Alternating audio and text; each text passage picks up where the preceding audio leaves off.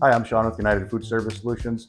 Today we're going to show you how to replace or flip the lid gasket when it's time. The only tools you'll need, it's pretty simple. Going to be a Phillips screwdriver and a flathead screwdriver. I would also recommend having a green scrubby pad with you when you do this. There's going to be 4 screws we need to remove, 2 on each side, so we'll go ahead and get those removed. Now that we've got the 4 screws removed, we're going to go ahead and remove the lid gasket itself. First, you're going to need your flathead screwdriver. We're going to get it in between the gasket and this lid liner here. We do not want to be here. We want to be in between the gasket and this thin sheet of metal, the lid liner. And it's not going to come out all at once. You'll have to kind of work it. And then once we get it started, we'll go ahead and remove it by hand. And at this point, if your lid gasket has any buildup on it, or if it's dirty, grab a green scrubby pad or a rag and just kind of work your way around the gasket to remove any kind of debris that may be on it. At this point, I would say that's clean, so then we'll just go ahead and rotate that.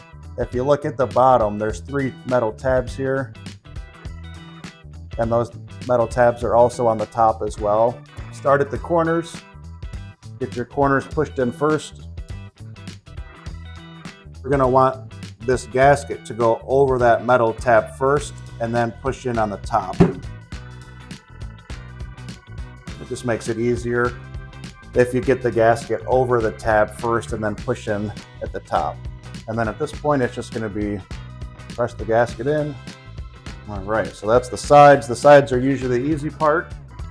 Now for the tops, which can be a little more tricky, but if you get the gasket in over that metal tab, like we showed you earlier, it'll make it a lot easier. And as long as the fry pot is not hot, I'm going to use that as a leverage point to help me get some more pressure on this. And once you're happy with it, it looks like it's in, what I would recommend is go ahead and close this.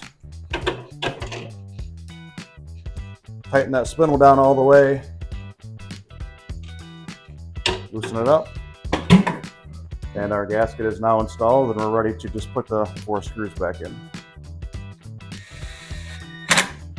All right, all set. Lid gasket is flipped, and you should be good to go for another 3 months.